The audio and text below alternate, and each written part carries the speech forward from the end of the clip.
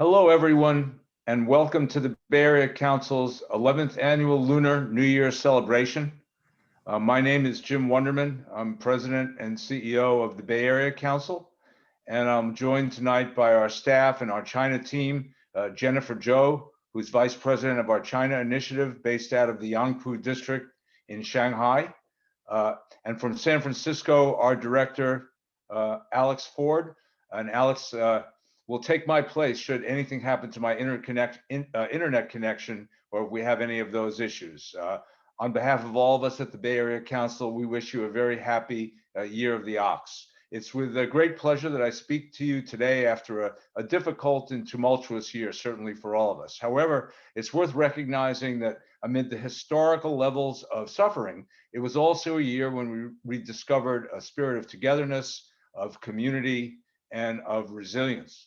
This was not just displayed in people's personal lives, with neighbors helping each other out or national outpours of support for frontline workers, but also in international gestures of solidarity through PPE donations and the unprecedented global effort to research and develop vaccines. On our part, I'm proud of the work of the Council's China Initiative and which has done to navigate these challenges and to promote greater understanding and cooperation between our respective regions. For instance, this is the first time we are unable to hold our Lunar New Year event in San Francisco at the beautiful Julia Morgan Ballroom, but the new format allows us to include our friends joining us live from China. It's the first time we've been able to do that. So there's positives in everything. And I'm told that tonight we have, or good morning in China, I'm told we have officials calling in from the Yangpu District government and other Shanghai districts, the Shanghai municipal government, Beijing Z-Park and municipal government, the Nanjing municipal government, the Shenzhen municipal government and other cities in Guangdong, CCCME, the Friendship Association, the Jiangsu province, the Zhejiang province, and the Guangdong province and other provinces. Another new feature of this year's event is the inclusion of a live art performance by Cai Wu Song from Beijing. And I'd like to momentarily give the podium to our very own Beijing team, Laurent and Xiaosan, who will introduce this exciting art show we've planned for you today. Good morning to both of you. Are you able to hear me? Yeah. Hey, Jim. Hello, everybody. Welcome to Beijing. My name is Wang Xiaosan. And I'm Laurent Reed. Happy Year of the Ox, everybody. It's a pleasure to join everyone from the Bay Area Council's Beijing office. As you can see, we're not at our office today, but here live from this beautiful tree art museum to share a very special show with you all. In fact, we're located in the east of Beijing, in a district called Tongzhou, where the Beijing municipal government decided to relocate its offices and move 40,000 of its staff to the area. This has had a big influence on the neighborhood, and especially for the Tree Art Museum, which has seen a new breadth of activity since its inception in 2012. Its mission focuses on promoting sustainability and cherishing nature through contemporary art. So we felt it's a perfect location to host our performance today. In fact, you might see a lot of contemporary art around us focused on these themes of the environment and nature. However, our goal isn't to just share an online exhibit with you today. No, we wanted to invite you to join as a spectator to the creation of a very special piece that will be touching on many of the topics of our discussion today. That's right. We've invited a Wuhan artist called Cai Wu Song to perform live and use his unique style to illustrate the challenges and opportunities facing the world today. Even though he's only 23 years old, he has developed a personal technique that allows teams to improvise art in a very, very fascinating way. In fact, a lot of the techniques that you'll be seeing today involve a lot of heat, smoke, vibrant colors, and are going to be a fascinating experience for you all, we hope. Some of you may find that it reminds you of another artist called Cai Guoqiang, who was most famous for the creation of the 2008 Beijing Olympics fireworks display. Now, that moment started a movement in China that actually inspired many artists to use similar techniques for the.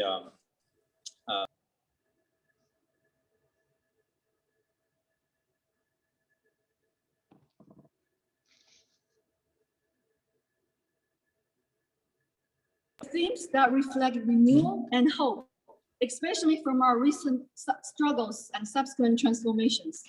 As a Chinese artist from Wuhan, the theme of his work will take inspiration from the shared global experience of COVID pandemic and the wish we can move into a new chapter of life that is full of happiness and prosperity. And so without further ado, Taiyu song, everybody.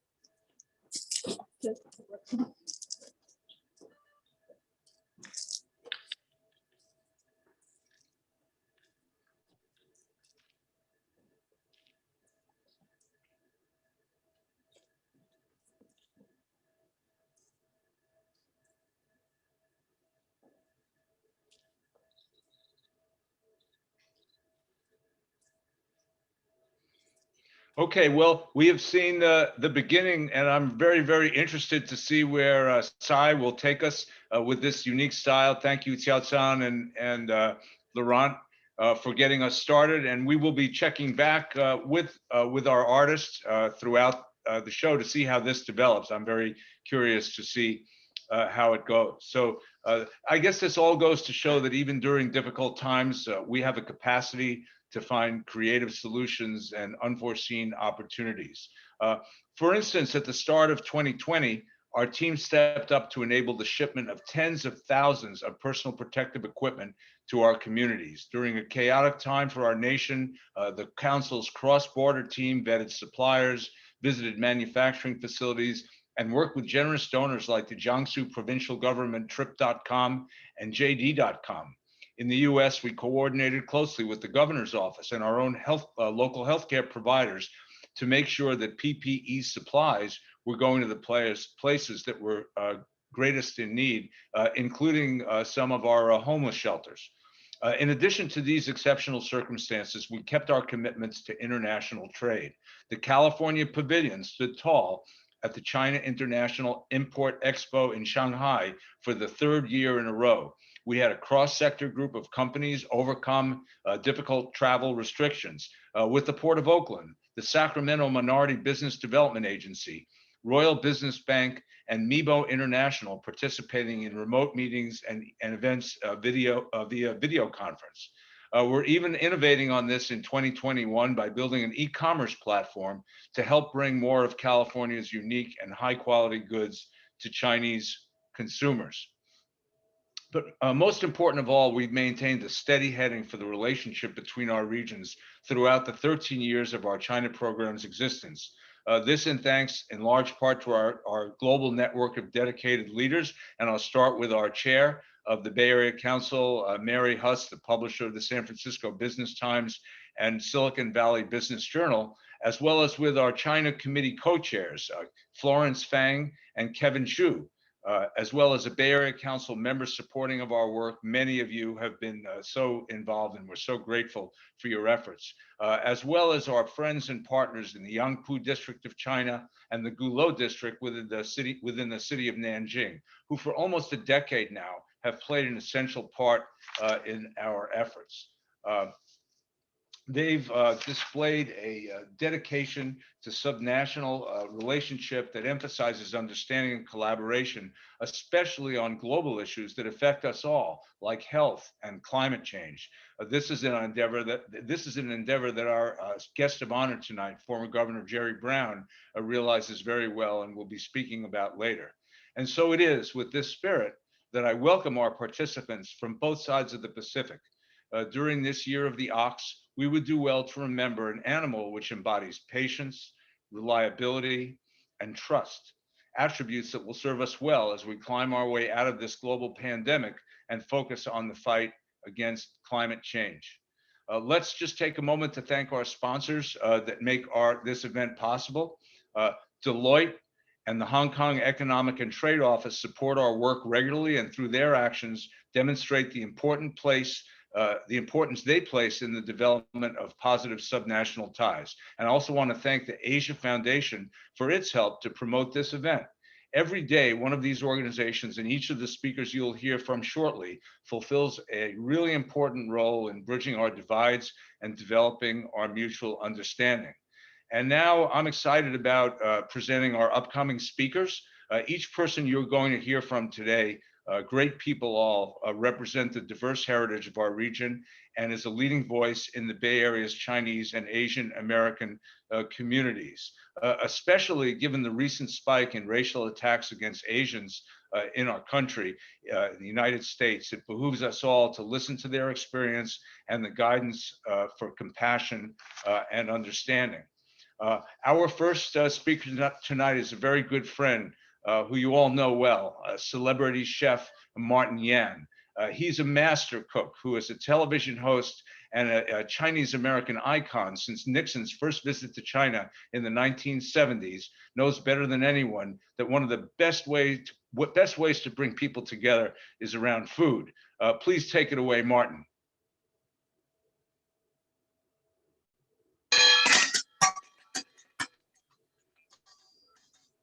Now, this is a Chinese New Year drum to get everybody excited.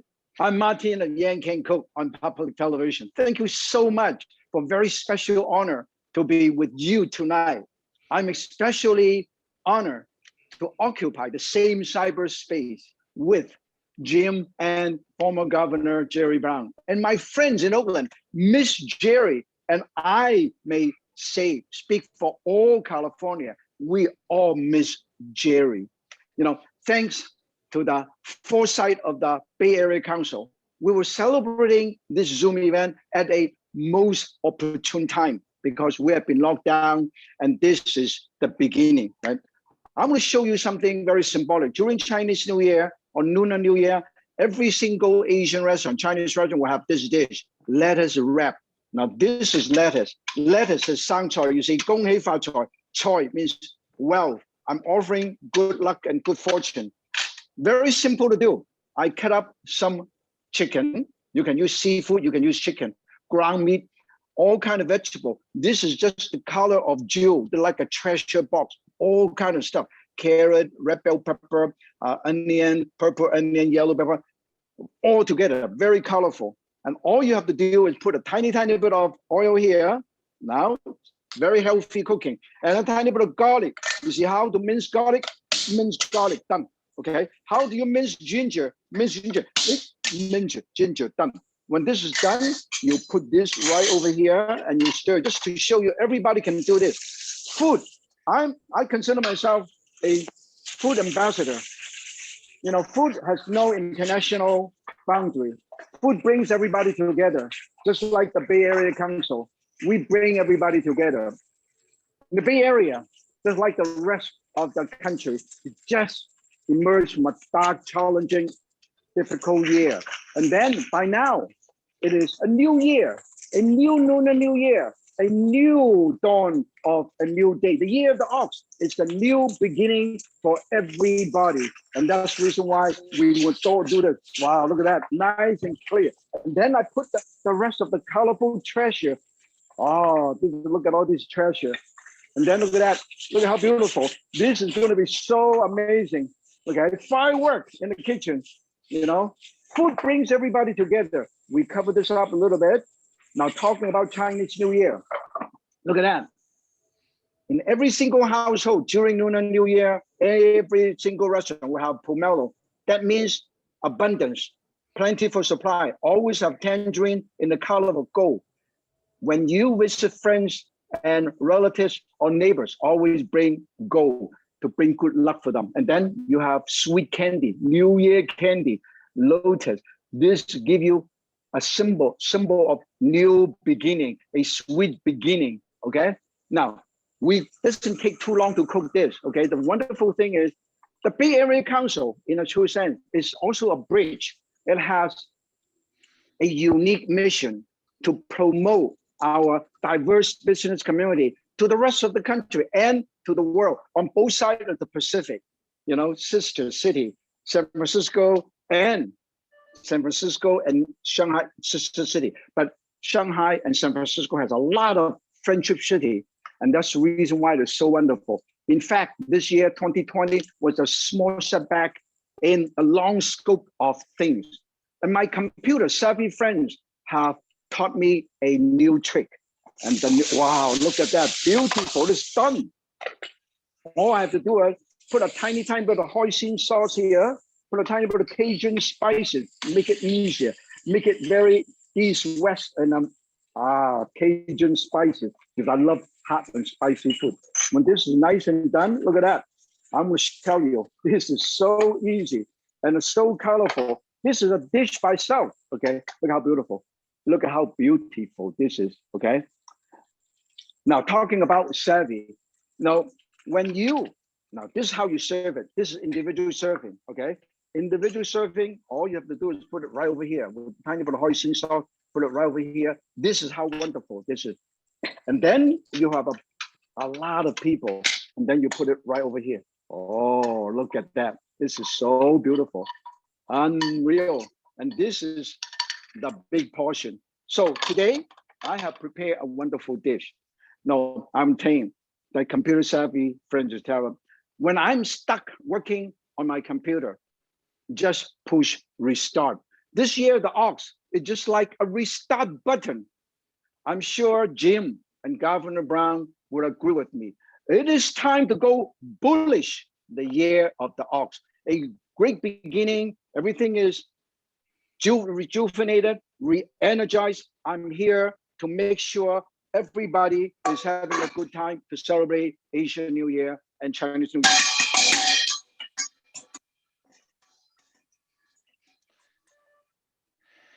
Hey, Martin, thank you so very much. Now, first of all, now you made me hungry, but we still have like an hour and a quarter left in the show, so I have to make it through.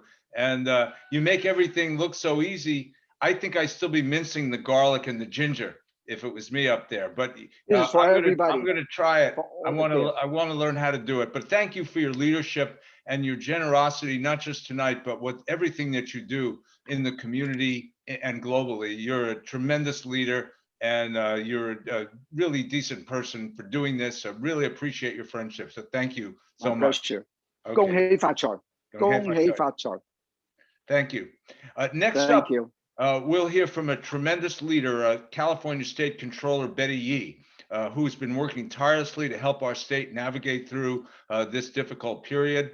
She's been overseeing the state's finances as state controller since 2014, also been involved with the Asian Pacific Youth Leadership Project to help California high school students learn and grow, and many other numerous things. Betty is a mainstay in our community. She's everywhere, and she does everything. Really one of the most respected state constitutional leaders we've had in California. So Betty, thank you for joining us as you always do. Thank you. Thank you, Jim, very much. It's really an honor to be here to certainly to greet everyone on this occasion of our Chinese Lunar New Year celebration, to our Consul General, and to, I think, our ambassadors, I would say. Certainly our former Governor, Jerry Brown, our ambassador, who I wanted to say a few words about in a moment, but also to Martin Yan for continuing to just connect us, as you said, Jim, through food. But first to the Bay Area Council for just really stepping up in a big way during this really difficult year that we've just had, serving in so many of our communities, the most basic of needs to keep everyone healthy and safe. And for all of that and just the ongoing commitment with our relationships with China. Thank you.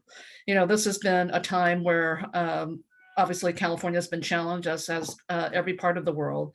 But I want to say to Governor Brown, thank you for leaving California in such a strong fiscal shape. We entered into this pandemic a year ago, really with historic budget reserves, a rainy day fund that was fully funded that allowed us to really weather the early months of this pandemic without any external borrowing. And then with Governor Newsom really exercising all of the tools under his emergency declaration to see us to this day, a hopeful day where we are putting more vaccines every single day in Californians' arms. And we are very hopeful that we will get to the other side of this pandemic. But really what I want to really stress is the concept of ambassadorship, because this has been a global pandemic that has really required all of us to think about not just our immediate neighbors, but our neighbors around the world. To think that we had vaccines developed at warp speed as compared to the regular way that vaccines are researched and developed. To know that all of us really around the globe just had our global citizens' health and safety first and foremost as our paramount concern.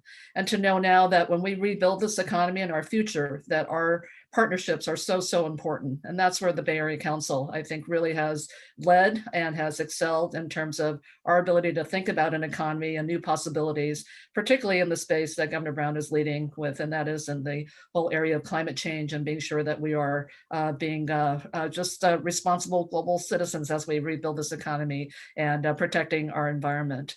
But I think the lesson from all of this, though, as we think about the lives that have been lost, the livelihoods that have been lost, is just how much we have learned that each of us is essential to the other. And I do want to give a shout out to all of our essential workers, particularly our frontline healthcare workers, to those who are continuing to work to service all of us during this time, who do it at some peril. But now, hopefully, with the vaccine, are feeling a little bit safer, a little bit more confident about their own health and well-being. And so for that, Chinese New Year is a special time. It is a time of new beginnings, definitely a time of a lot of food and cooking, but also certainly this Lunar New Year of the ox. As Martin says, it is emblematic of the attributes of patience and certainly looking at reliability, but I think of the ox in terms of stability and strength. And as we continue to look at how we open up this economy, as we continue to look at how we take a little bit more stress off our families and have our children return to school, as we continue to see everyone really have access to the vaccine and to continue to have the confidence that we will be healthier and safer going forward. This is really the time to celebrate and to know that all of the work that we've been doing in the years past have allowed us to now talk about the ability to build back in a much stronger way and in a way where our relationships are really going to be the foundation of what gives us strength going forward. So to all of you, I just want to wish you a happy new year. Gong hei fa choi, the best of health, san hai geng hong. And also for our business community, thank you for hanging in there with us. This has been a tough year. We have Governor Newsom's leadership, and certainly with the Biden-Harris administration, extraordinary assistance and relief for our small businesses that we hope to see reopen and continue to stay open for the long haul. And so to all of those who've really hung in there with us, Sanye Hainlung, Dr. Daika. Thank you, Jim. Thank you, Controller Yi. We really appreciate your leadership and the things we've been able to do as a community and what we've been able to do working as partners globally. It's really quite amazing how we've come through this, and we want to thank you for everything that you do for us. Thank you. Next, I'd like to introduce someone very well known and someone who the Bay Area Council works with a lot is Assemblymember Phil Ting. He's one of the leading voices in our California State Legislature. Among many things he's done and is doing, he co-authored State Bill 892 to officially recognize the Lunar New Year in California in 2018, and just last month led the approval of $1.4 million in funding to address this surge in racism and hate against Asian Americans, which is completely unacceptable. Phil represents the 19th Assembly District, has done so since 2012. He's an incredible voice. He's chair of the Budget Committee, and there's probably no other public official in California who's got more money to spend right now than Phil Ting, because it's coming from all places. People are paying massive taxes, and then the federal government's coming in. And so Phil probably is up at night thinking about how to spend all this money, and maybe he'll tell us something about it tonight, but probably not. In any event, I'll leave that to him. Assemblymember Phil Ting. Hey, thank you, Jim, and just thank you to all the members of the Bay Area Council. It's great to be here for your Lunar New Year celebration. Happy Year of the Ox. It's also an honor to follow my good friend, Controller Betty Yi, and also congratulations to Governor Brown. We definitely miss seeing him in Sacramento. You can always rely on Governor Brown to give you a call when there was something very important that he really cared about. So, it's been an honor to really be with the Bay Area Council since many of your earliest trips to China, back when I was the San Francisco County Assessor Recorder, and to really watch the relationship between the Bay Area Council and China grow and to become very much a symbiotic relationship. And I'm so proud to have been there for the early years. I have the honor of chairing the Select Committee on Asia-California Trade and Investment Promotion in the state. And together we work with the Bay Area Council to make sure that we are promoting California as a trade and investment destination, not just for China, but really for all of Asia. And that is so important. I appreciate Jim mentioning the money that we just got to combat the anti-Asian hate crimes, which unfortunately are being perpetrated by some very misinformed Californians and Americans.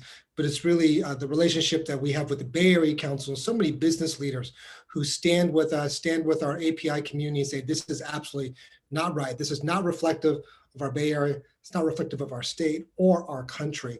And frankly, not reflective of the relationship that we want to have with all the countries in Asia. This is a very special time of year. It's a special time where our families give thanks to just our good health, our good fortune. We look forward to starting the new year with a clean start. But most importantly, we're very thankful for all the friends that we still have. And I'm personally thankful to Jim in my personal friendship with the Bay Area Council. We've also worked together as we helped put together and really jumpstart our Bay Area Caucus, which is the Bay Area Caucus Legislative Caucus in California. And it's really because of our relationship that we've really demonstrated what private public partnership and working together looks like, where we've come together to try to figure out how we can solve issues of housing and transportation, issues that are really top of mind for every Bay Area resident. So let me just again thank you for participating virtually. I miss being with you and having some good food, but hopefully next year we can do it in person and have Chef Martin Yan come cook face to face, and we can try all the great dishes that he has. But again, thank you so much for honoring and celebrating our Lunar New Year, and most importantly, for ensuring that we have a strong relationship with China, we have a strong relationship with Asia, and that relationship between the Bay Area and Asia is on solid footing. Thank you so much, and also a shout out to our great Consul General too. Thank you, Assemblymember Ting. You're right. We work together so well, and you certainly were part of our China venture from the very, very beginning, and very excited then and very excited now to take things to the next level and help resolve some of these international miscommunications that are going on. And I think we're on the front line of a very important mission here. So Happy New Year to you, and thanks for joining us. Happy New Year. Thank you. Next up, another really good friend, Consul General Wang Donghua, will take the podium to tell us what we can expect from the Year of the Ox. Consul Wang has been our invaluable partner with our council since beginning his tenure in San Francisco as Consul General in 2018. It's been a pleasure to work alongside him and his team. Consul General, it's very nice to see you again. You need to unmute your microphone, please.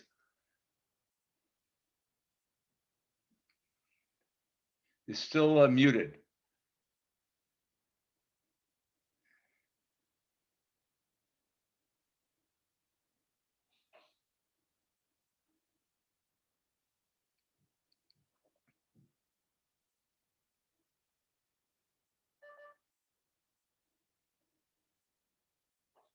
Maybe what we'll do is we'll go back and visit with our artist and see what's going on in Beijing, and then we'll come right back while we work on this problem. Thank you. Wow.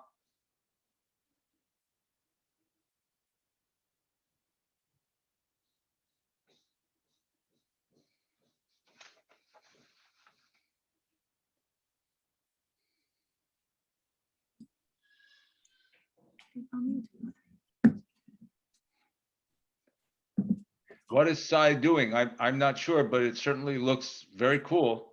I guess we're going to find out more as we work our way toward the end of the show. So let's go back to our Consul General Wang, who I think we've resolved the audio issue. Welcome, Mr. Consul General. Thank you, Jim, for your kind words and the opportunity to meet friends online. Honorable Mr. Jerry Brown, former Governor of California, Honorable Madam Xing Chunning, Vice Chair of the Standing Committee of the Jiangsu Provincial People's Congress, Honorable Phil Ting, Honorable Patty Yi, dear friends, guests, ladies and gentlemen, it is indeed a great pleasure to be invited to the 11th Chinese New Year celebration. On behalf of the Chinese Consulate General in San Francisco, I wish to extend heartfelt gratitude to the Bay Area Council for putting the friends on both sides of the Pacific together and for its long-standing commitment to and renewed efforts for the cooperation between China and the United States. And I also wish to convey my New Year greetings and best wishes to friends and guests present here at the celebration. New Year, you know, is a very important occasion to have family gathering and look into the future. As we are enjoying our gathering here as family members, I think we all have new expectations for the China-US relations in the new year because we are the stakeholders of such relations.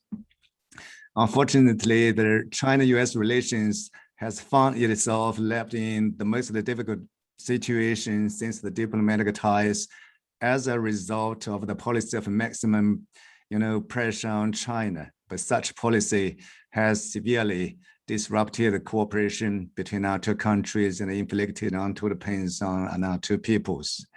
This kind of loss-loss situation should not be allowed to continue any longer, but be replaced by a win-win situation as soon as possible. As the top two economies in the world, China and the United States share a lot more common interests than differences. I think cooperation is in their best interests and the only right option for a win-win situation. So where are we going from here? On the eve of the Chinese Lunar New Year, President Xi Jinping and President Joe Biden had a telephone conversation, emphasizing that both countries should respect each other and treat each other as equals, and they should promote mutual understanding through candid dialogue in order to, prevent strategic misperception or miscalculation, and to avoid confrontational conflict. And they should, concentrate themselves on cooperation in various fields and manage their differences in a constructive way. And I think this has set clear direction for the future of the relations between our two countries. And China is ready to work with the United States to set the relations between our two countries on a new path of sound and stable growth. Enjoying a long history of friendly exchanges and a strong economic bond, China and California have maintained multifaceted cooperation over the years, delivering tangible benefits to our two sides. I think the collaboration in climate change between us has played an important role in leading global response to the threats posed by the climate change. In this regard, I wish to thank former Governor Jerry Brown for his leadership and dedication, and congratulate him on the Global Leadership Award, which he deserves to his credit. China is the most promising market in the world with a population of 1.4 billion. And last year, China was the only major economy to achieve positive growth. This year, China has embarked on a new path towards fully building a modern socialist country. The new development paradigm China is fostering now will further unleash the potential of China's domestic demand and generate more opportunities for partners, including California. Suffice it to say that the cooperation between China and California has huge potential. This year is the year of the ox, symbolizing strength, prosperity through hard work. And we are ready to work with the Bay Area Council and others to translate the potential for cooperation into real benefits for both sides. Before concluding, I wish every one of you health, happiness, and prosperity in the year of the ox. Thank you, Jim. Thank you. Happy New Year, Consul General. Your words have always been so strong in favor of collaboration and working together and win-win situation, and it's more important now than ever. So thank you, and we will commit to continuing our partnership with you. Next, we have some speakers who are in charge of some of the most dynamic regions of the world and lead subnational relationships that go back decades. The first remarks tonight will be of this part of the show will be from the Mayor of Oakland, the Honorable Libby Schaaf.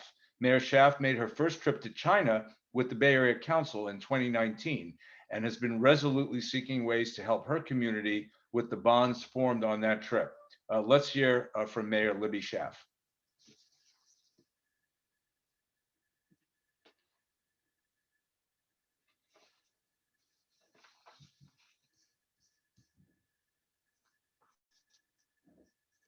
A great year as we recover from this global pandemic. It's a good luck year. It's a year about partnerships. And no partnership is more important than the partnership between California and China. The year of the ox is also a year that rewards hard work. And I can think of no one who has worked harder for California-China relations than your awardee. The Global Leadership Award could not have gone to anyone more deserving than former governor and former Oakland Mayor, Jerry Brown.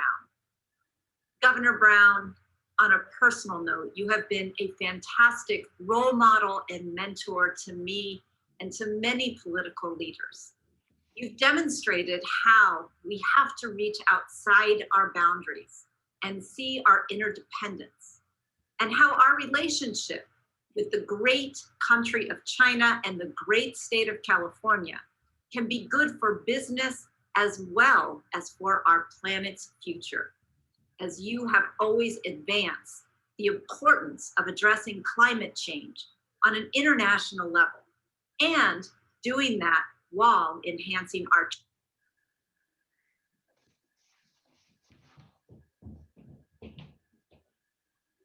trade relations and economic prosperity as well. Thank you for your leadership.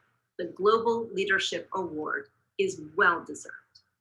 And thank you to the whole team at the Bay Area Council, Jim Wonderman, Alex, the whole China team. I still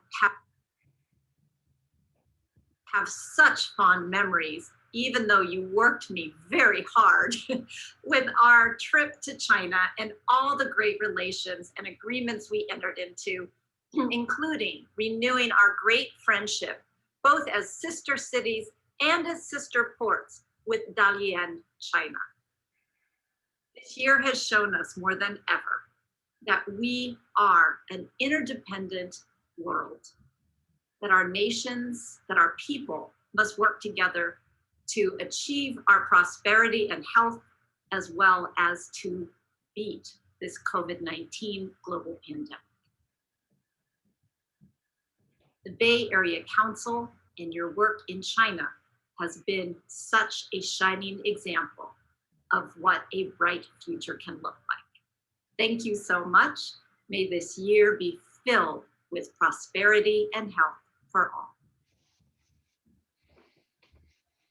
Thank you, Mayor Schaaf, for those very, very kind words. And next, we'll hear from San Francisco Mayor London Breed, who's well known to all of you. We're very proud, as Martin Yan mentioned, the longstanding sister city relationship between San Francisco and Shanghai was one of the first sister city relationships established after the opening up. Mayor Breed has done a phenomenal job keeping people safe in San Francisco since the pandemic occurred. And our relationship with Shanghai was the first to lead to a major donation of masks that came here as we tried to prevent the spread of COVID-19. Mayor Breed's been an outspoken voice reminding us of all of us all the time of the important relationship between the Chinese community in her city and the city at large. Welcome, Mayor London Breed.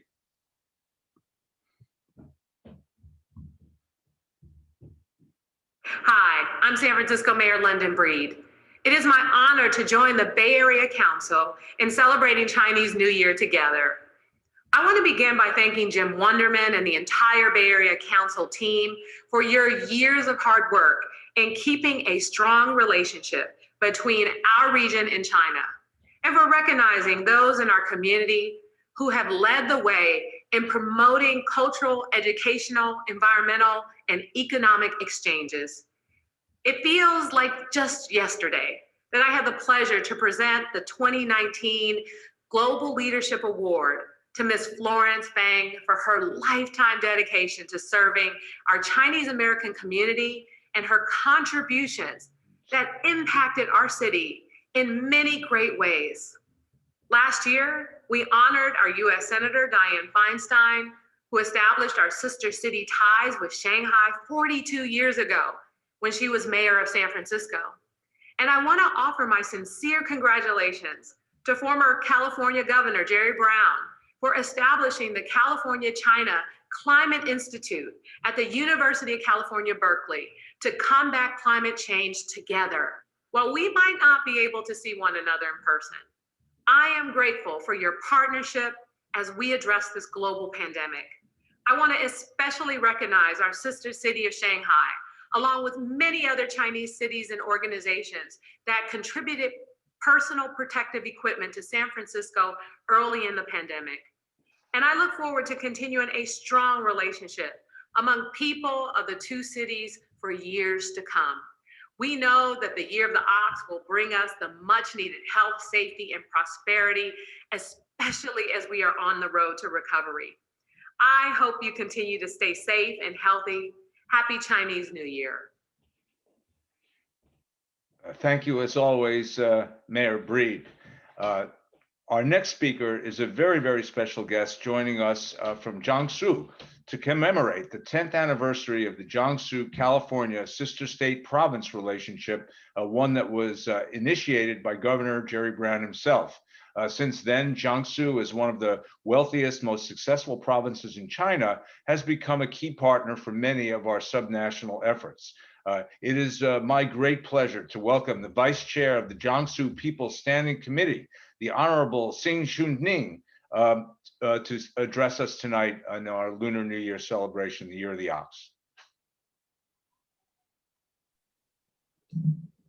尊敬的加州前州长布朗先生，尊敬的中国驻旧金山总领事王东华先生，尊敬的湾区委员会首席执行官温德曼先生，加州审计长贝蒂叶女士，加州众议员丁优丽先生，女士们、先生们，大家好。The Honorable former Governor, Mr. Jerry Brown, the Honorable Consul General, Mr. Wang Donghua, the Honorable CEO of the Bay Area Council, Mr. Jim Wonderman, the Honorable California State Controller, Ms. 非常高兴。 California State Assembly Member, Mr. Phil Ting, ladies and gentlemen, it's a great honor to see you all. 非常高兴受邀出席此次旧金山湾区委员会的新春视频会。我谨代表江苏省人大向加州的各位朋友致以新春的问候，同时对前州长布朗先生即将获得湾区委员会颁发的全球领袖奖表示祝贺。 I'm very honored to attend this Bay Area Council Chinese New Year celebration online Zoom event. On behalf of the Jiangsu Provincial People's Congress, I would like to wish you a happy new year. And at the same time, I would like to sincerely congratulate Mr. Jerry Brown for he is going to accept the Global Leadership Award from the Bay Area Council. 江苏与加州自2011年正式结好以来， 各领域交流与合作进展顺利，成果丰硕。 Ever since the establishment of the sister state province relationship between Jiangsu and California, we have been running smoothly in terms of cooperation and exchange in various fields, and we have many achievements. 在高层交往方面，两省州的政府议会保持互访，有力推动了双方的友好合作与交流。2019年9月，我省人大常委会副主任屈福田率友好代表团拜会了加州参议院的多数党领袖罗伯特·豪茨珀先生，双方就共同推动经贸、人文领域合作进行了交流。In terms of high-level exchange, Gansu and California has kept communicating with each other and effectively promoted the friendly exchange and cooperation between the two sides. In September 2019, the vice chairman of the Standing Committee of Jiangsu Provincial People's Congress, Xu Futian, led a delegation and went to California and met with California Senate Majority Leader Robert Hertzberg. And we have conducted deep exchange and cooperation in terms of economic and trade and cultural and people-to-people exchange. 本月初，我也同豪伯茨先生共同出席了第5届中美省州立法机关的合作论坛，为中美增进友谊互信、加强地方合作交流建言献策。And in the early of this month, I have also attended the 5th U.S.-China Subnational Legislatures Cooperation Forum with Hertzberg, so as to enhance our friendship and provide useful suggestions for our cooperation and exchange at a local level. 在合作机制方面，省州联合经济委员会定期举行会议，商议各阶段的重点领域，确保双方合作得到了长期稳健的发展。In terms of cooperative mechanism, our Jiangsu, California Joint Economic Committee have constantly held meetings and conferences to negotiate the key areas of cooperation at each stage to make sure that our cooperation can be sustained in the long run and can grow healthily. 在经贸流方面，江苏和加州是各自国家的经济强省，经济往来繁荣，行业交流广泛，合作成效显著。In terms of economic and trade cooperation, Jiangsu and California are economic powerhouses in their countries. We have frequent economic exchanges and industrial communications, and we have many achievements. 在生态方面，加州作为美国可再生能源研究与利用领域最领先的州之一，与我省先后签署了多项备忘录，极大地促进了双方在低碳发展、应对气候变化、清洁技术等领域的合作，并取得了很多实质性的进展。In terms of ecology and environmental protection, California is one of the most advanced states in the US in terms of renewable energy research and application. And California has signed several MOUs with Jiangsu province, and it has promoted our cooperation in terms of low carbon growth, climate change action, as well as clean technologies. And we have made many real progress. 这些工作对推动双方的友好关系迈上新的阶段具有重要的意义。And these efforts are very important and meaningful for us to enhance our friendly relationship into the next stage. 在此，我也要特别感谢前州长布朗先生，感谢您对推动两省州友好关系发展做出的卓越的贡献。And on this occasion, I would like to pay a special thanks to Mr. Jerry Brown. Thank you very much for the great contribution you have made during your term of office for promoting the friendly relationship between Jiangsu and California. 去年以来，新冠肺炎疫情给全球经济社会发展带来了前所未有的冲击和挑战。在疫情爆发的初期，江苏和加州同舟共济，守望相助，两省州和有关城市互相通过信函、邮件、电话等形式互相表达慰问，互相开展了医疗物资的捐助，传递了共同抗击疫情的坚定信念，展示了两地推进合作的良好愿望。And ever since last year, the COVID-19 pandemic has brought unprecedented challenges and tasks to our society and economy.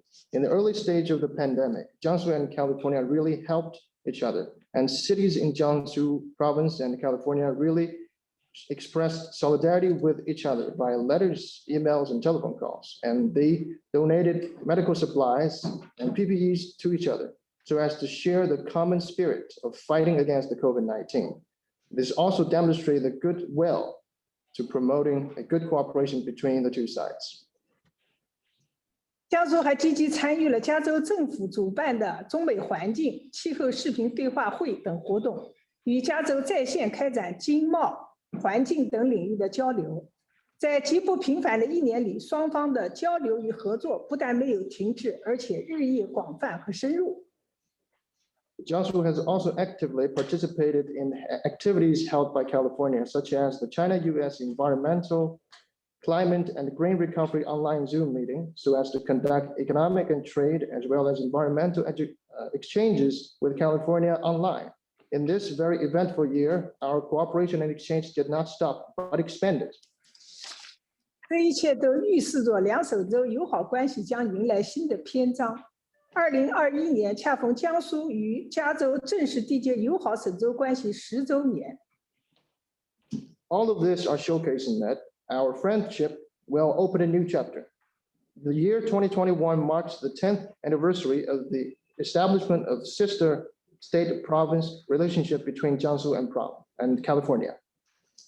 我们希望与加州的各位朋友共同携手纪念这个重要的时刻，回顾过去10年的友好历程，为未来两首州的友好关系谋划蓝图，共话合作，共谋发展，为中美的地方友好合作贡献力量。谢谢大家。And we can really hope that we can continue to work with our friends from California to jointly commemorate this milestone moment, to look back in the past 10 years of our friendship, to continue to plan for the future, to conduct dialogues, exchange communications, to seek for the future growth, so as to provide contributions to the friendly exchange and cooperation between China and the US at a local level. Thank you very much. Thank you very much, Vice Chair Singh. It's a real pleasure, and we wish you a very, very happy new year and a successful year of the ox. Thank you for joining us tonight, and good morning to you. Thank you. Now we'll take a very brief visit back to our artist to just see what kind of progress he's made, and then we will introduce Governor Jerry Brown and present him with our award. Let's go back to Beijing just for a moment.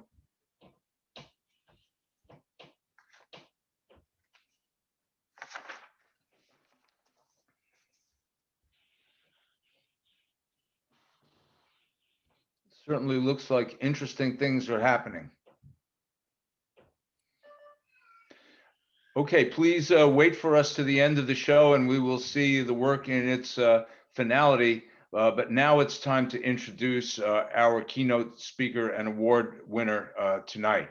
It is a real pleasure during a time when we're negotiating one of our most difficult moments in US-China relations to be able to recognize Governor Jerry Brown's work to unite the world's largest economies in the struggle to correct the course of our ever-changing climate.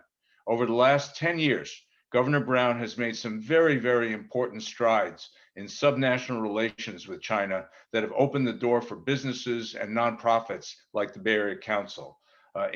For example, in 2011, he signed the sister state MOU with Jiangsu province, which we were just discussing. In 2013, he established the California Office of Trade and Investment in China, hosting it out of our very own office in Yangpu in Shanghai. In 2017, he returned to China to attend the 8th Clean Energy Ministerial and met with President Xi Jinping. He also signed a new agreement with the then Jiangsu Provincial Party Secretary, Li Qiang, to focus our sister province relationship around climate change and the implementation of clean energy. And in 2019, after his departure from office, Jerry Brown started the California-China Climate Institute at the University of California, Berkeley. I'm eager to hear about Jerry's priorities for CCCI and where we can partner with him in the Institute effort going forward. It's particularly appropriate that we honor Governor Brown because of the influence he's had on our own work in China. I won't take you through all of the accomplishments that we've had, but he's made many things possible for us to be able to continue the work that we're doing. So thank you for that. Thank you for that leadership, Governor Brown. It's meant a lot to our organization and the California-China relationship from our standpoint. I've had the privilege of late of speaking with Governor Brown about the state of the U.S.-China relationship, and after his comments, we'll have an opportunity to hopefully continue that conversation today. But I do think you'll find his perspective on where we're going and where we should go to be a breath of fresh air in a dialogue that has lost focus and become increasingly driven by ideology over results. And so with that, I'd like to introduce my friend, our twice our former California governor, and our 2021 Global Leadership Award honoree, the Honorable Governor Jerry Brown. Thank you, sir. Jim, thank you. Wonderful to be here to speak all the way across the Pacific. I'm here in Colusa County, off the grid, communicating with the power of lithium-ion batteries, since the electric grid stops 4 miles from my mountain house where I now reside.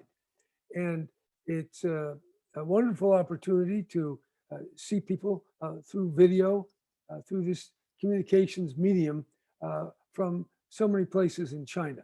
We've had very good relations in the past, and I think we can have good relations in the future. So, by the way, do I speak for a few minutes, or do I get an award? How does this program go, Jim? Yeah, so why don't you take a few minutes to make some comments, whatever you'd like. It's your opportunity. Okay. And then we'll have a conversation. I have a few questions, so if you don't cover those issues in your comments, we'll get to. Good. Well, you're giving me a global leadership award. So I want to focus on the word global. Global is a big term. We're not talking about a little province or county or city. We're talking about the globe, planet Earth, almost 8 billion people. And not only do we have 8 billion people, but we have many new devices of extreme complexity and power. I refer, of course, to communications devices, cyber, space vehicles, nuclear hydrogen weapons, many technologies that have enhanced our life. And in fact, both China and America are embedded and dependent on the power of fossil fuel to bring people out of poverty, to create comfort, and actually to enable this very program.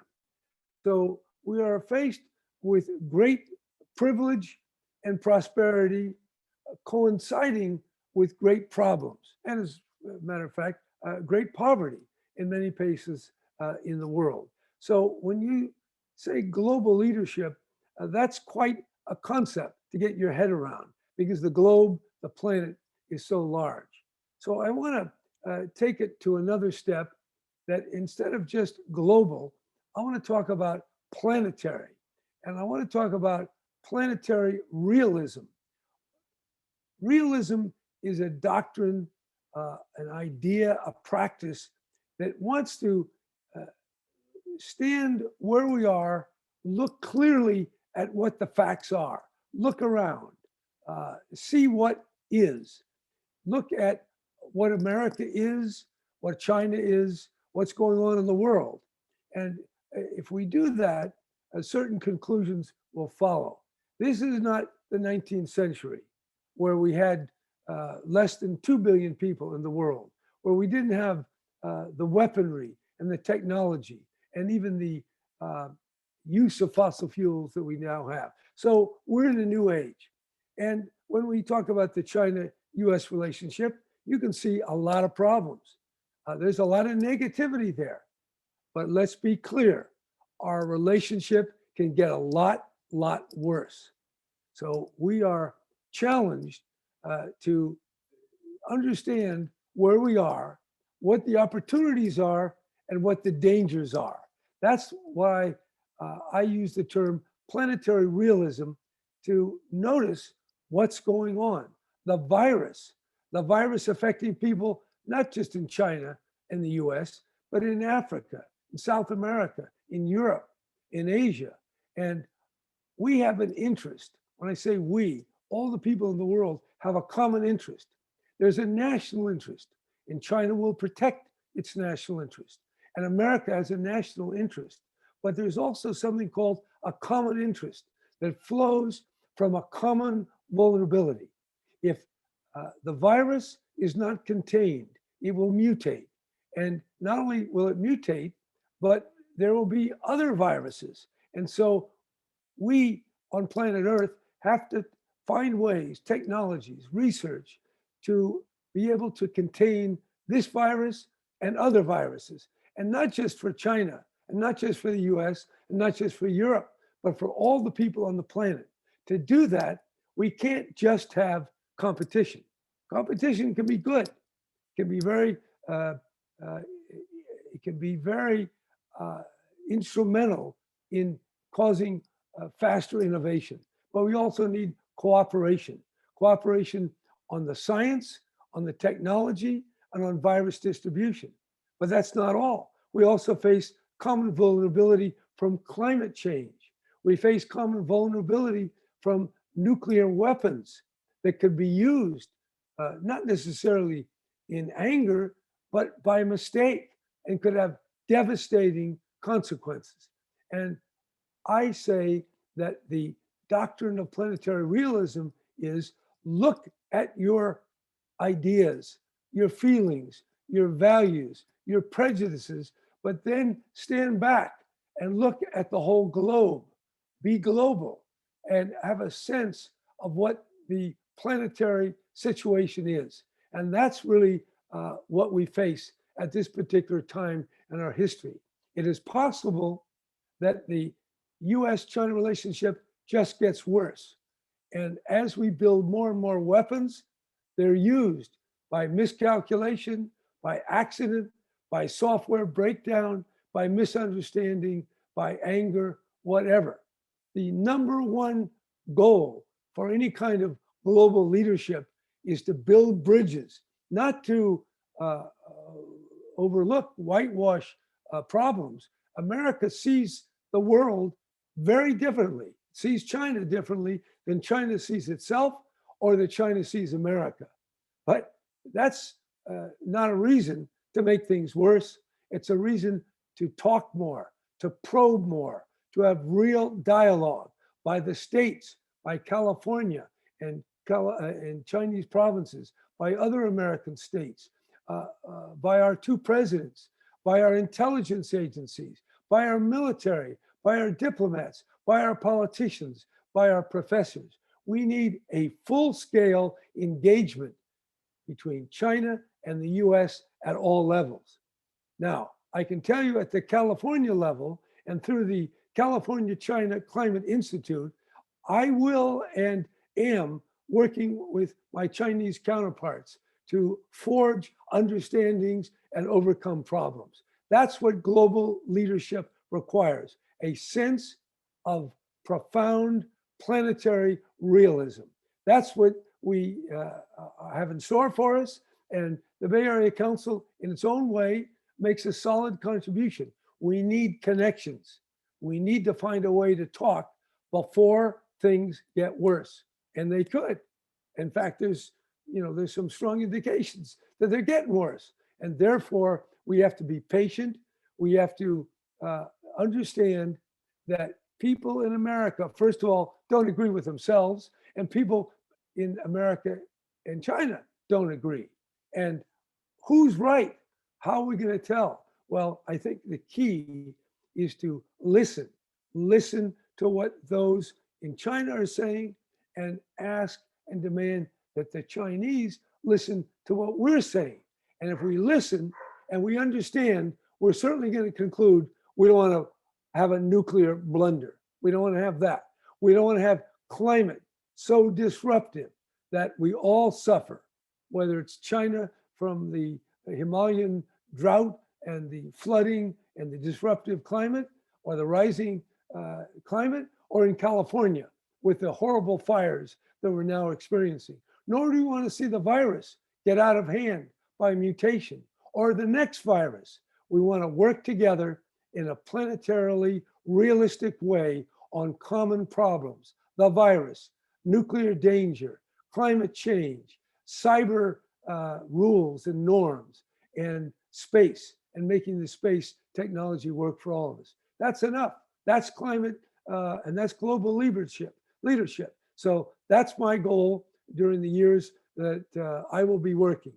I've left government, but I'm right next to it.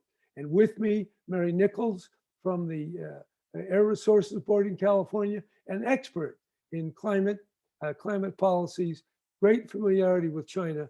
We're going to do a lot in the coming years. So my message to the San Francisco business community, keep the faith, keep working with China, realize we're on a razor's edge of danger, but we can pull back, we can go forward, and we can make a world that will work for America, that will work for China, and over time, these great differences will be moderated.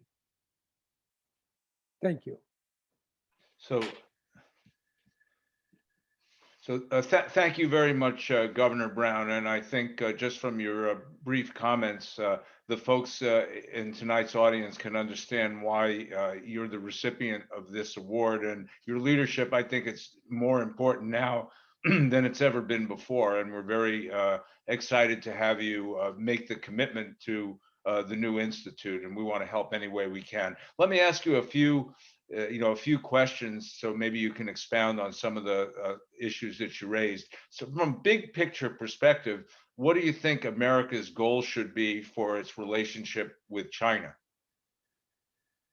To avoid things getting too much worse. It is very dangerous with the weaponry contained by software. There could be glitches. We've had false alerts with Russia. We thought Russia was sending 200 nuclear armed missiles to America during the time when Secretary Bill Perry was Secretary of Defense. Turned out to be a mistake, but we have weapons ready to be fired on alert. So do the Russians. The Chinese have far fewer nuclear weapons, but they're building them, and our ships are in proximity. So I think the first thing, we have to create more opportunities for dialogue. America in the past had more interaction, more conversation back and forth at all levels. It's not just business. It's not just the president. It's governors, it's state legislators, it's local authorities working with people and their Chinese counterparts. So it's working to create an environment where we can begin to understand. And I think I want to say that one of the things that I think are important, people in America and people in China should understand this. Think that some things that China is doing are very, very bad. And so people talk about that. Now, without getting into that, I also want to say that people in China have some attitudes and understanding and observations on America that don't put America in the light that we like to think. And all countries are flawed. There is no perfect country. If we look back to our own past, we have plenty of things, whether it's the Iraq War, the Vietnam War, racial disparities. So we're all flawed, and we have to find a way to work on our problems without creating a World War III. And an incident could lead to that. Also, if we totally decouple, what will that do to the world economy and the people in Africa? If we're going to compete only and not ever cooperate, are the people in Africa and South America going to get vaccinated? Are the people who live on less than $1 a day ever going to rise out of poverty? So without minimizing all the things that the American government says about China, I don't want to minimize it at all. And without minimizing the concerns that China has about the US, we have to find a way, without giving up our ideas, to talk straight, to talk frankly, led first by our presidents sitting down and asking one another, what does China need of America? What does America need of China? We have to foster the political and cultural environment that will make that possible, because it is very easy to say this is wrong or that's wrong, but we ought to remember we're on a razor's edge of danger, and those dangers can get out of control. So the first principle of the ancient Hippocratic oath is do no harm. Harm reduction. Let's think about that in our relations, because they're at a position of precariousness. And that's why I say, what's the big global picture? Do no harm. Let's start talking, and let's do it soon, and do it at as many levels as we can. And while we're waiting for the folks in Washington, we in California, at least through the Zoom mechanism, will have many dialogues with our counterparts in China, because we can't wait to build a durable relationship that will avoid the dangers that I've outlined. Thank you. You know, as we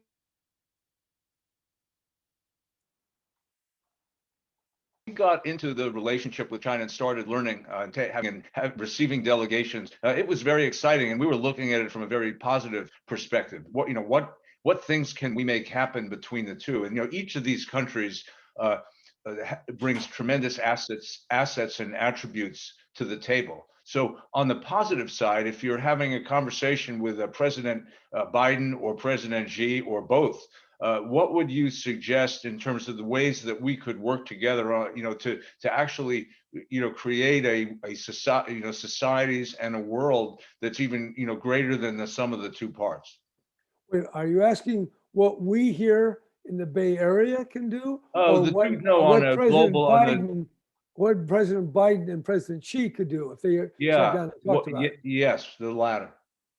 All right, I think, and this is a little presumptuous for me to say what I think, but I've talked to the leading thinkers in America, so I know pretty much what people are thinking. I think in some forum, I don't want to say exactly how to construct this, but sooner rather than later, President Biden and President Xi, both by their intermediaries, but also personally, have to sit down and listen to each other. What does America need from China?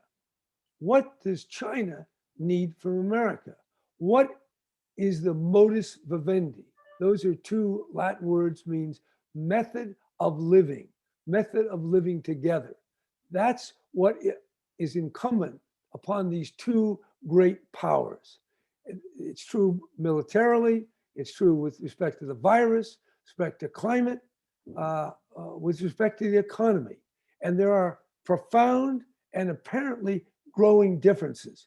The only way we can head off what appears to be the growing risk of big disaster is for our leaders to discuss, not in a 2 or 3 hour meeting, but over days in some sequence, to probe into what it is that is going on in China. What do we don't want them to do? What does China not want us to do? What do they demand that we do? What do we demand of them? And do it outside the glare of public scrutiny. It has to be at a candid level. China is an ancient country, far more ancient than the US. It's the biggest, 1.3 billion people. It has a purchasing power even greater than the American economy at this point. So it is now the largest carbon polluter, much bigger than America. But America historically has put more greenhouse gas in the atmosphere than any other country. So we have put the most greenhouse gas up in the atmosphere, and China is now putting the most up on an annual basis. So together, we have to pull our own, we have to find a way to collaborate. The reason why climate is in the public eye is because of the Paris Accord. There's only one reason why the Paris Accord could finally happen, because President Obama and President Xi made an agreement. We need the same kind of agreement on climate, on virus, on nuclear, on other technologies, norms for cyber. There are plenty of cyber assaults all the time. We, the presidents and their people, have to work through those things so they don't get worse. We're going to have conflict, no doubt about it. But we want to have a conflict that doesn't get off the track, that doesn't, by accident, by miscalculation, by maybe local insanity. We have lots of crazy people and things can go wrong. So the path forward is not appeasement. It's not just doing whatever China wants. It's not whitewashing anything. It is taking the current planetary situation into accurate account. What is going on? The term I would use, polar lucidity. Have complete clarity about what the stakes are, what is going on, what are the risks, what can we do, and what can China and the US do going forward. Not easy. Doesn't look right now like there's a way forward, but I believe we can find a way forward. When I say we, I mean President Biden and President Xi, and we at the lower levels can create the positive languaging, meetings, dialogue to make it more likely that the great leaders also engage in positive dialogue. In your thank you. In your most recent term as governor, you visited China twice. What do you remember fondly about those visits? What made an impression on you? Actually, I remember holding a panda bear. I hate to be so to take it down to such a mundane level, but I found that found it interesting. I talk to a lot of politicians. I go to a lot of banquets, so that's not something new. Well, I guess what impressed me, one night I was in a hotel, maybe it was in Shanghai, 11 or 12 o'clock at night. I look out the window, and not too far away, there are people building a tall building. It's the middle of the night, and they're working away. That impressed me. Tell you another thing that impressed me: riding the high-speed rail. Have started. Well, Governor Schwarzenegger started, and I took to the next step, the high-speed rail in California. We got a long way to go. China, I believe, has 5,000 miles of that.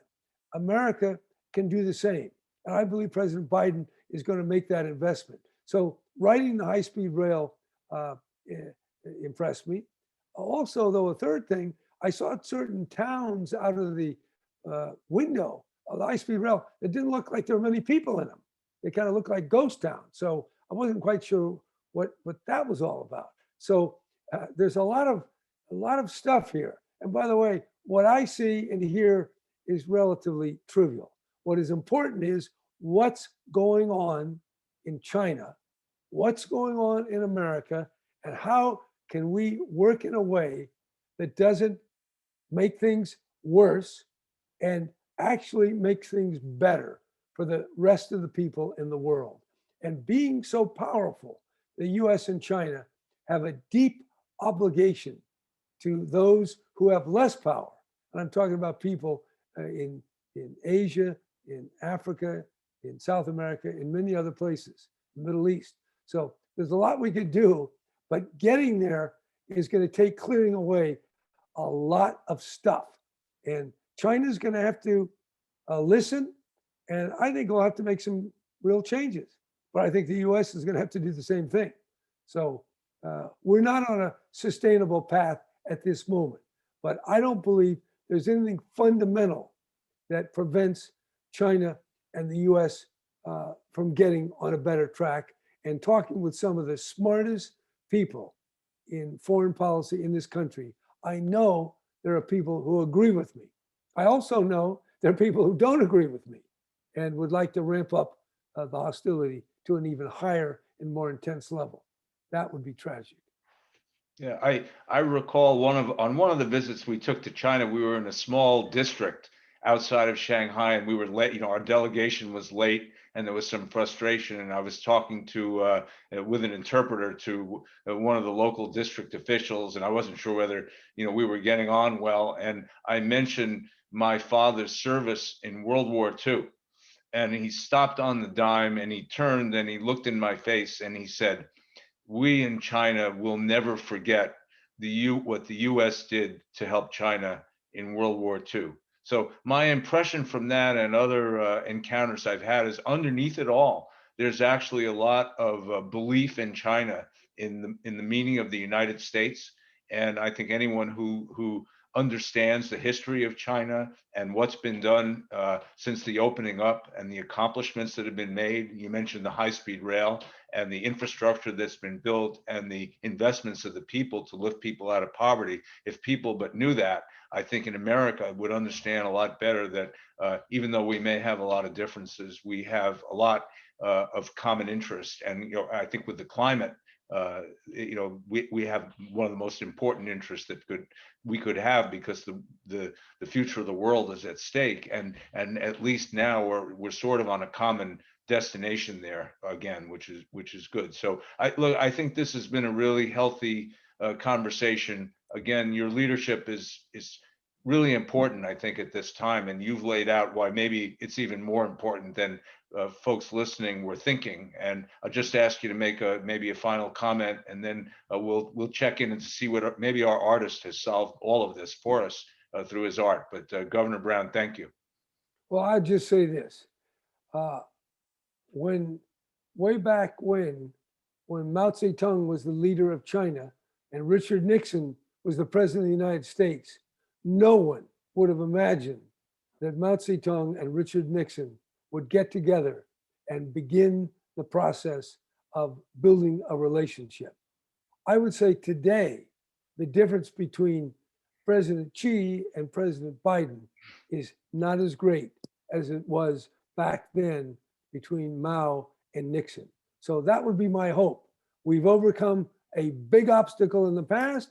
We have a very big obstacle facing us right now, but I believe that with goodwill on the part of China and with great imagination and goodwill and imagination on the part of America, I think we can build some real bridges.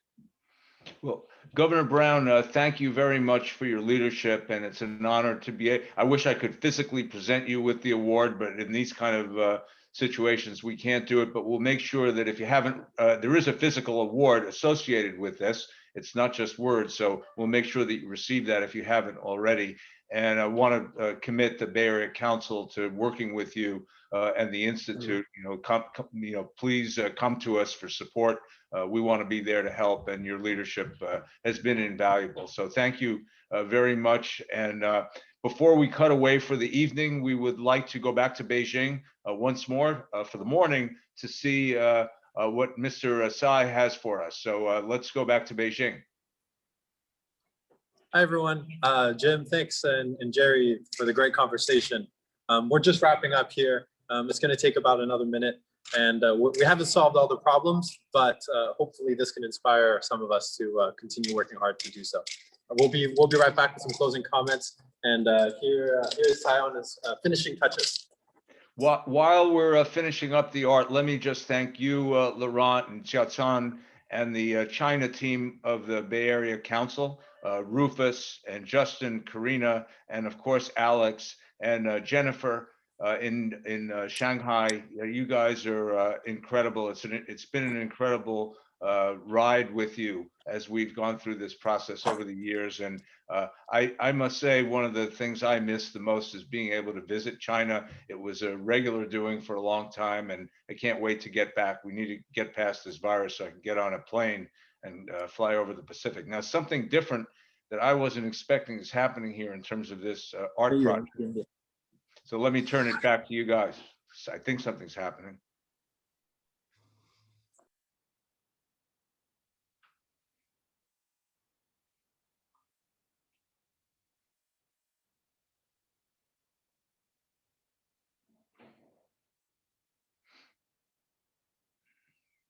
Wow.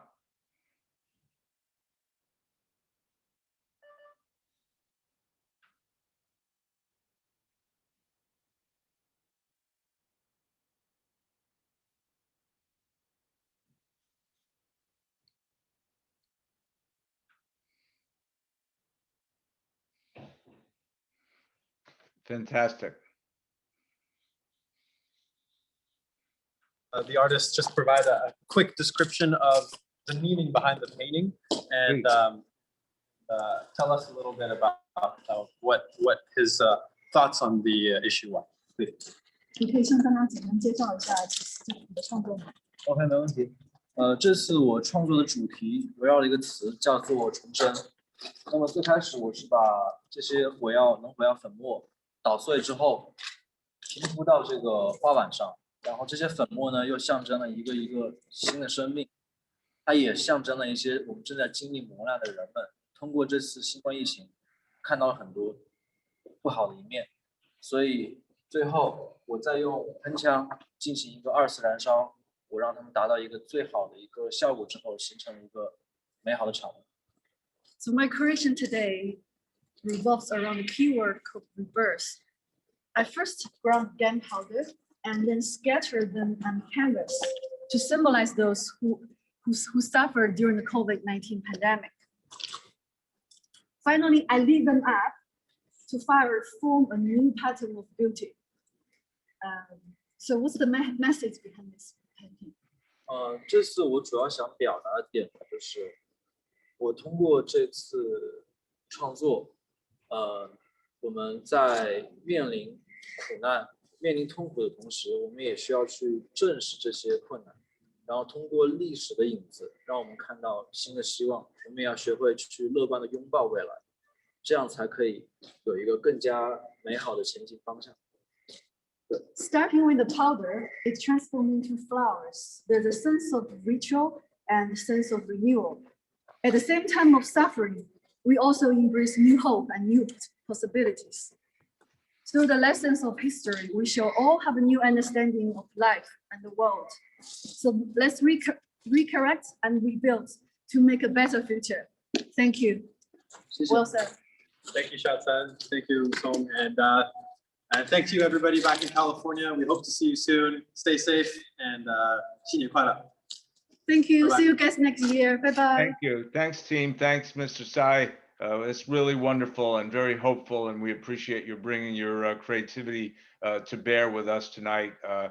Well done, and we look forward to seeing you're a young man, so we look forward to seeing you develop and prosper from your incredible art. Thank you very, very much. And to everyone who's took the time to tune in tonight, Happy New Year. Have a very successful Year of the Ox. Let's get through this pandemic, and you really see our state and our provinces and our two countries really turn this thing around. Again, thank you, all of the participants, and especially Governor Jerry Brown, for your leadership over the years and in the future. Xin Yan Kuei Lai. Happy New Year, all, and we'll see you in next year and hopefully sooner. Thank you, everyone. Good night and good morning. Bye-bye. Thank you.